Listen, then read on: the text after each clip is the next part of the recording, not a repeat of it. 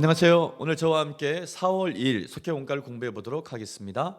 4월 달 3주간 동안은 고린도 후서를 함께 공부하게 됩니다. 고린도 후서의 내용을 공부하기 이전에 바울은 고린도에 몇 번이나 방문을 했을까? 바울은 고린도에 총 3번을 방문을 했습니다. 그런데 사도행전을 보면은 바울이 고린도에 2번 방문한 것으로 기록이 되어져 있습니다. 왜냐하면 사도행전은 바울이 했던 그 모든 기록을 다 그대로 기록한 것이 아니라 꼭 필요한 내용만 기록했기 때문에 한 번의 방문은 생략되어져 있습니다. 바울이 첫 번째 고린도로 방문했던 것은 바울이 2차 전도 여행 때 고린도에서 1년 6개월 머물면서 전도 활동을 했고, 그 결과 고린도 교회가 개척이 되었습니다. 이것이 첫 번째 방문이었고, 두 번째 방문은 그 이후에 바울이 3차 전도 여행을 에베소라는 도시에서 3년간 거주하면서 하게 되죠. 그때 에베소에서 한참 열심히 전도 활동을 하고 있을 때에 고린도 교회의 문제를 갖고 스데반을 비롯한 고린도 교인들이 바울을 찾아와 고린도 교회 안에 문제를 얘기하고 또한 교리적인 질문들을 하게 됩니다. 여기에 대해서 답변을 써서 보낸 것이 고린도 전서인데, 그때 디모데가 가서 또 고린도 교회의 문제를 치료하게 되죠. 그런데 들려온 소식은 오히려 고린도 전서와 또 디모데를 통해서 그 교회의 문제가 해결되지 아니하고 상황이 더 심각해졌던 얘기를 듣게 됩니다. 이 얘기를 듣고 소위 고린도 후서 13장에 나오는 고통스러운 방문, 바울이 급하게 고린도 교회를 방문하게 되죠. 그러나 결과는 더 나빴습니다. 그래서 또 다시 에베소로 돌아오게 되는데, 이것이 두 번째 방문이었습니다. 세 번째 방문은 에베소에서 3년 동안 전도 여행을 잘 마친 다음에 예루살렘으로 방문하기 전에 약속한 대로 고린도에 3개월 동안 방문을 하게 됩니다. 이때 바울은 로마서를 기록하게 되죠. 이것이 세 번째 방문이었습니다. 자, 그렇다면 바울이 고린도 교회에 총 몇 통의 서신을 보냈을까? 성경학자들마다 좀 다르지만 정리해 보면은 4통 또는 3통의 편지를 보냈다, 그렇게 주장을 합니다. 그 중에 남아 있는 것은 2통의 편지인 것이죠. 하나는 고린도전서, 또 하나는 고린도 후서입니다. 자, 고린도 후서를 성경학자들은 한 통 또는 2통의 편지라 그렇게 설명을 합니다. 왜 2통의 편지다 이렇게 얘기를 하나 하면은 고린도 후서의 내용이 10장과 13장, 1장과 9장까지 내용이 이렇게 다릅니다. 그 배경이 고린도 후서 10장부터 13장의 내용은 고린도 교회가 아무런 반성도 없고 회개도 없는 가운데 오히려 바울의 사도성까지 의심하면서 바울을 가짜 사도로 몰고 가죠. 바울의 사도성을 심각하게 훼손하게 됩니다. 이에 대해서 바울이 자신이 왜 사도임을 하나하나 조목조목 반박하면서 자신의 사도성을 주장하는 내용이 고린도 후서 10장부터 13장의 내용입니다.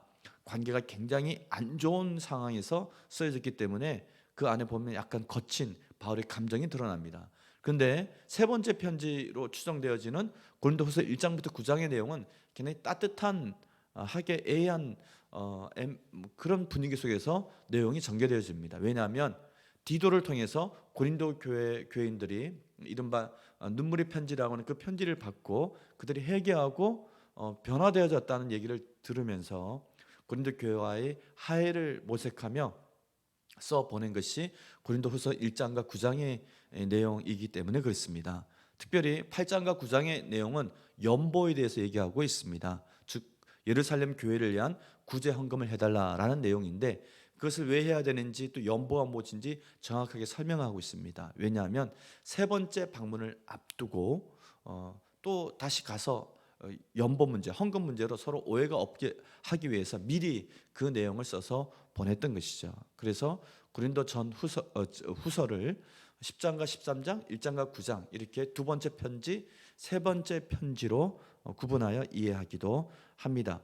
고린도 후서의 특징을 좀 살펴보면 고린도 전서는 굉장히 교리적입니다. 왜냐하면 고린도 교회 안에 있었던 분쟁의 문제, 또 고린도 교인들이 했던 그 질문들, 성만찬의 문제, 결혼의 문제, 이런 여러 가지 우상의 제물에 대한 문제, 은사에 대한 문제, 거기에 대해서 답변하는 형식이기 때문에 굉장히 교리적으로 쓰여졌습니다. 그런데 고린도 후서는 그렇지 않습니다. 고린도 후서는 고린도 교회와 사도 바울의 관계가 깨어진 상태에서 또 바울이 고린도 교회 안에서 엄청난 공격을 받고 있고 오해받고 있는 그런 상황에 쓰여졌기 때문에 바울의 섭섭한 마음, 바울의 힘든 마음, 분노하는 마음, 그런 마음들이 여과 없이 다 나타나 있는 것이 고린도 후서라고 보시면 되겠습니다. 그래서 바울의 개인의 생각과 감정이 그대로 반영되어져 있는 특징을 갖고 있습니다. 그리고 또 하나는 8장과 9장, 앞서 얘기했듯이 8장과 9장은 헌금에 대해서 얘기를 합니다. 연보에 대해서. 성경 전체를 통틀어서 헌금에 대해서 이렇게 자세하게 또 체계적으로 설명하고 있는 곳은 없습니다. 바로 8장, 9장이 헌금에 대해서 가장 정확하게 설명하고 있다.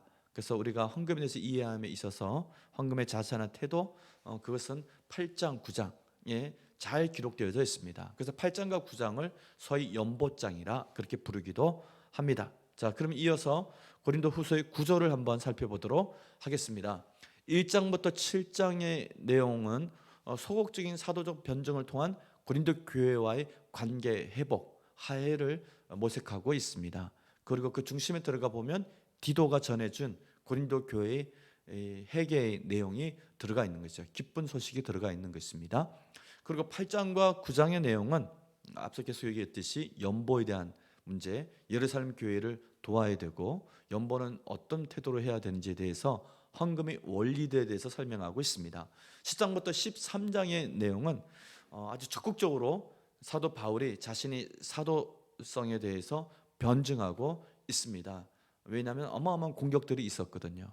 그리고 그 공격의 중심에는 고린도 교회에 침투한 거짓 사도들, 큰 사도라 얘기하는 거짓 사도들의 문제가 있었습니다. 이 문제에 대한 해결에 대한 말씀을 전하고 있죠. 그래서 분위기가 굉장히 좀 흥분되어져 있고 과격한 표현들이 나와 있습니다. 자, 이렇게 고린도 후서는 1장부터 13장까지 이루어져 있습니다. 오늘 속교 공과의 배경 이야기를 살펴보겠습니다. 하나님의 사도로 부르심을 받은 바울은 고린도 교회 안에 어떤 문제들에 대한 답변을 고린도 전서를 써서 이렇게 보냈죠. 근데 그 결과는 좋지 않았습니다. 그래서 또한 두 번째 방문이었던 급하게 고린도 교회를 방문했지만 상황은 더 악화되어졌고 고린도 교회와 사도 바울의 관계는 더 안 좋게 되었습니다. 그렇게 두 번째 방문을 마치고 돌아온 이후에 정말 힘든 마음으로 눈물의 편지, 고린도 후서 2장 4절을 보면 눈물의 편지를 보내게 됩니다. 바울은 이 편지에 대한 고린도 교회의 반응을 디도를 통해서 다시 듣게 되죠. 고린도 교회인들이 회개했고 순종하기로 결정했다는 좋은 소식이었습니다. 이에 바울은 큰 위로와 기쁨을 가지게 되고 그리고 그 기쁜 마음을 표현하게 되죠. 그런데 해결해야 될 두 가지 문제가 있었습니다. 하나는 구제 헌금에 대한 문제였고 또 하나는 자신의 거짓 사도에 대한 문제를 해결해야만 됐습니다. 당시 고린도 교회는 구제 헌금을 시작하긴 했지만 별 진전이 없었습니다. 또 바울이 사도권에 대한 문제를 제기하면서 스스로 사도라 사칭하는 거짓 사도들의 문제가 심각하게 대두되고 있었습니다. 이에 바울은 구제 헌금을 독려하면서 자신의 사도권을 변호하고 거짓 사도들의 문제를 해결하고자 고린도 전서를 보낸 지 약 6개월이 지난 시점에 고린도 후서를 보내게 됩니다. 자, 바울에 대한 고린도 교회의 오해는 어떤 오해가 있었을까요? 어떤 공격이 있었을까요? 먼저 바울과 그 전도 일행들은 부패했고 그들은 성도들을 속여서 착취하는 사람이다라는 오해가 있었습니다. 특히 바울은 자비랑 선교한다라고 주장하면서 헌금을 걷어가는, 그래서 실제 자신의 선교 비용은 교회에서 지출시키는, 그래서 교회 비용을 탈취했다, 그렇게 주장을 하죠. 그것에 대해서 사도 바울은 아니, 나는 고린도 교회로부터 그런 비용을 탈취한 적이 없고 오히려 이제 빌립보 교회에서 했던 그 헌금으로 내가 고린도 교회에서 사역한 그 사역비를 충당했고 또한 내가 천막 짓는 일을 하면서 그 비용을 충당했다. 난 정말 자비랑 선교했다라고 주장을 하게 됩니다. 또 다른 공격은 바울은 신학적으로 참 부족한 사람이고 말은 잘 하지 못하는 사람이다.